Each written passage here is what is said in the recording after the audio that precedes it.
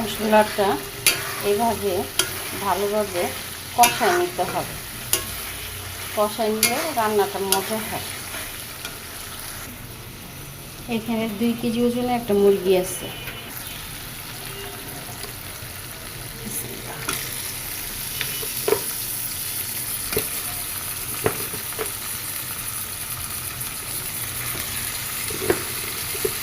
আমি একা একা করতেছি তো, এর জন্য অফ করে করতে হইতেছে। মুরগির মাংসের কালারটা কেমন লাগতেছে? ভালো লাগতেছে না? কষাইলে আরও কালার সুন্দর হবে, আরও সুন্দর হয়ে যাবে। ঠিক আছে, আপনারা এইভাবেই কিন্তু রান্না করবেন। রসুনও দিছি, এই দেখেন এই যে রসুনগুলি দেখা যেতেছে, এই যে রসুন দিচ্ছি আমি 4-5টা রসুন ছিলা এভাবে দিচ্ছি।